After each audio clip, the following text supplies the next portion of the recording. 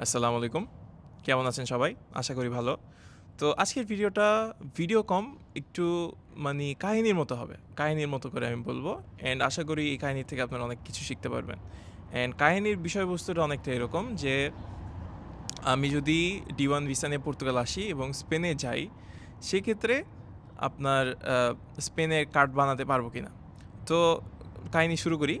প্রথমত আমার এক পরিচিত লোক আমাকে নক দেয়। নক দিয়ে বলতেছে যে, "আমি তো D1 ভিসা করব পর্তুগালের। তো কেমন কি এখন পর্তুগালের ভিসা কেমন হচ্ছে এটসেট্রা? তুমি তো এগুলো নিয়ে ভিডিও-টিডিও বানাও। তো তুমি জানো নাকি?" তো আমি বললাম যে, "হ্যাঁ, পর্তুগালের ভিসা তো D1 এভেইলেবল হচ্ছে।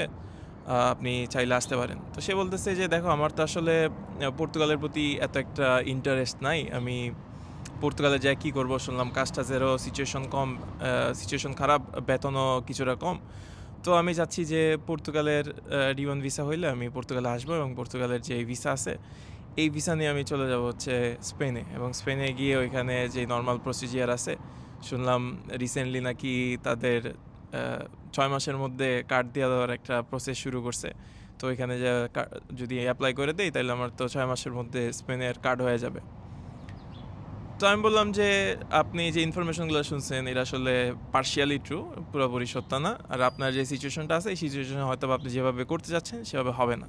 তো এখন আমি আপনাদেরকে বলব যে আসলে আমি তাকে কি অ্যাডভাইসটা দিছি তার এই সিচুয়েশনের পর। আর তার সাইড থেকে আমি বলব যে হ্যাঁ, যথেষ্ট ভালো রিজন ছিল তার যে স্পেন পর্তুগালের থেকে কিছুটা বেটার একটা কান্ট্রি, ইকোনমি কিছুটা বেটার, বড় কান্ট্রি হওয়ার ক্ষেত্রে দেখা যায় যে বিভিন্ন রকমের ওয়াইড রেঞ্জের জব আছে, বিভিন্ন রকমের জব আছে এবং জব মার্কেটটাও একটু বড়। তো জব মার্কেট বড় হইলে অবশ্যই সবসময় আপনার জব খুঁজতে ইজি হয়।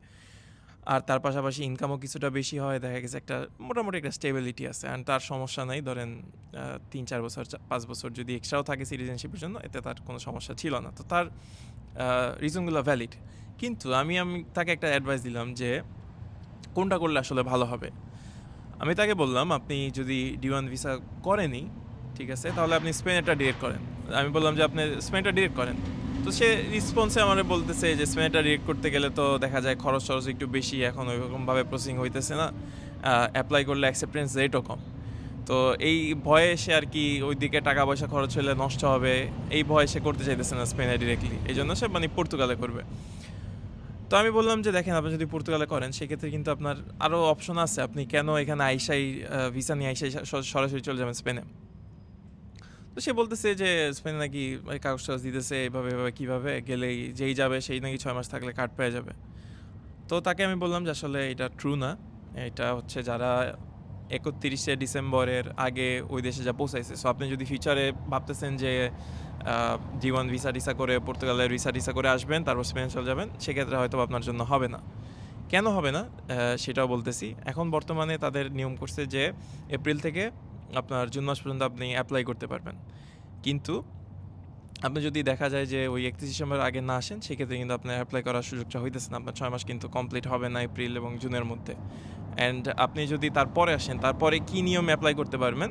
অবশ্যই একটা জিনিস অলওয়েজ এভেইলেবল থাকবে, সেটা হচ্ছে আপনার ২ বছরের রেসিডেন্স পারমিটের যেই অপশনটা আছে, সেটা এভেইলেবল থাকবে এবং আ ওই আপনার ওইখানে ২ বছর লিগালি স্টে করে আপনি যে থাকছিলেন সেগুলার ডকুমেন্টস এটসেট্রা এবং আপনার ল্যাঙ্গুয়েজ সার্টিফিকেট দিয়ে ওই নরমাল প্রসিজিয়ারে আপনি এপ্লাই করতে পারবেন।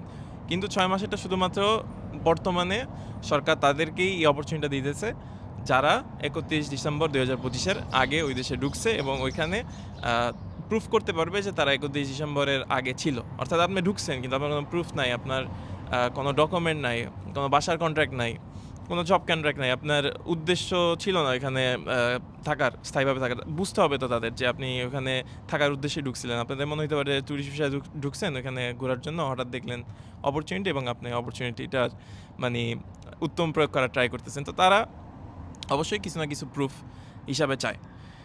তো সেক্ষেত্রে আমি তাকে বললাম যে, এভাবে তো আপনার হচ্ছে না। আপনি তো যদি দেখা যায় যে এখন ভিসা প্রসেসিং করবেন, ৩ মাস ৪ মাস পরে আসবেন। পরে আসলে তো আপনি ওইভাবে এপ্লাই করতে পারবেন না। তো আপনার ২ বছর ওয়েট করতে হবে।" তো আমি তাকে বললাম যে, "আপনি এমন করলে হয় না যে আপনি এখানে আসেন, টি-1 ভিসাতে আপনার এখানে হয়তোবা ৬ মাস ৮ মাস যা লাগে আপনার রেসিডেন্স পারমিটটা নেন। আপনার তারপর যদি পর্তুগাল ভালো না লাগে, আপনি এই ৬ মাস ৮ মাস একটু দেখেন। দেখেন কোনো ভাবে কি অ্যাডজাস্ট করা যায় কিনা পর্তুগালের সাথে। তো আপনার যদি কোনো ভালো একটা কাজ পান কিংবা ভালো কোনো একটা অপরচুনিটি পান, তো এখানে যদি একটু কমফোর্টেবল লাগে সেই ক্ষেত্রে আপনি পর্তুগালে থেকে যান এবং পরবর্তীতে আপনি যদি বিশেষ ভালো নাই লাগে তখন তো আপনি স্পেনে যাইতে পারবেন। তখন আপনার রেসিডেন্স পারমিট থাকবে। আপনার বাংলাদেশে যাওয়ারও একটা দেখা যায় যে স্কোপ থাকলো ইন কেস আমরা অনেক সময় অনেকের অনেক ইমার্জেন্সি হয়। এটা হইতেই পারে। দেখা যায় আমাদের ফ্যামিলি মেম্বাররা থাকে, ফ্যামিলি মেম্বারের কোনো বিপদ হইতে পারে বা হঠাৎ কেউ মারা যাইতে পারে। সেক্ষেত্রে আপনার হয়তোবা দেশে যাওয়ার প্রয়োজন হতে পারে। তো এটা খুবই একটা স্যাড একটা জিনিস এবং এই সময় যদি আপনার দেশে যাওয়া লাগে, আপনি যদি D1 ভিসাতে এসে স্পেনে চলে যান, স্পেনে কিন্তু আপনি অবৈধ। আপনার কিন্তু তখন কোনো দেখা যায় যে পেপারস থাকবে না দেশে ব্যাক যাওয়ার মতো। তো আপনি শুধু কেন এই অপরচুনিটি হারাবেন? আপনি এখানে আসেন, এসে আপনি D1 ভিসাতে আপনার রেসিডেন্স পারমিটটা নেন। আর D1 ভিসা তো দেখা যাবে যে ৩-৪ মাস থাকবে, আর বাকি ২ মাস আপনি ইল্লিগালভাবে কাটাই দিয়ে কোনো মতে D1 ভিসা থেকে যদি আপনি দেখা যায় যে আপনার রেসিডেন্স কার্ডটা করতে পারেন। বাই দ্য ওয়ে ২ মাস কিন্তু ওইভাবে ইল্লিগাল না। আমি বলতেছি যে ইউরোপিয়ান ইউনিয়নে আপনি ভিজিট করতে পারবেন না অন্য দেশে। কিন্তু আপনি বাংলাদেশে ভিজিট করতে পারবেন এবং আপনার পর্তুগালে থাকতে পারবেন লিগালি। তো যদি আপনি দেখা যায় যে এই প্রসিজারে আপনার ১ম এ রেসিডেন্স কার্ডটা নিয়ে নেন, পরবর্তীতে যদি রেসিডেন্স কার্ড দিয়ে আপনি স্পেনে যান, সেক্ষেত্রে আপনার কিন্তু একটা অপশন থাকতেছে। ২ বছর সময়ের মধ্যে আপনি বাংলাদেশে যেকোনো সময় ভিজিট করতে পারতেছেন, যেকোনো সময় আসতে পারতেছেন। অথবা আপনার যদি মাইন্ড চেঞ্জ হয় যে স্পেনে গেলেন, দেখলেন স্পেন ভালো লাগলো না, তো তখন কিন্তু আপনি আবার পর্তুগালে ব্যাক করতে পারতেছেন।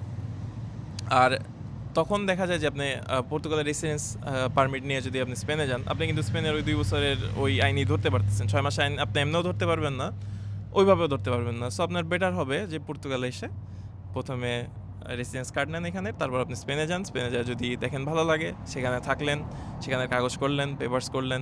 আর যদি ভালো না লাগে তাহলে কিন্তু আপনার ব্যাক আসারও একটা অপশন থাকতেছে। তারপর আপনি পর্তুগালে এসে আপনার যেই নিয়ম আছে সেই নিয়মে কন্টিনিউ করলেন। রেসিডেন্ট কার্ড রিনিউ হইলো। যদি আপনার ফ্যামিলি থাকে, মনে হয় আপনার ফ্যামিলি এখানে আনা দরকার, তাহলে আনলেন। তো এখানে একটা জিনিস এড করি। অনেকেই হয়তোবা এখানে জিজ্ঞেস করবেন যে পর্তুগালের রেসিডেন্স পারমিট নিয়ে আমি যদি স্পেনে যাই, সেক্ষেত্রে কি আমার কোনো প্রবলেম হবে কিনা? বা তারা আমাকে ওই অনেকে থাকে না যে সিস-টিস এগুলো বুঝে না। তারা বলে যে সিস-টিস হবে কিনা, বা আমার ফিঙ্গার দিলে কার্ডের জন্য তো এখানে ফিঙ্গার দিতে হবে পর্তুগালের রেসিডেন্সির সময়। তো এই ফিঙ্গার-টিঙ্গার দিলে কি পরে এই ফিঙ্গার নিয়ে আবার ওইখানে কোনো সমস্যা করবে কিনা?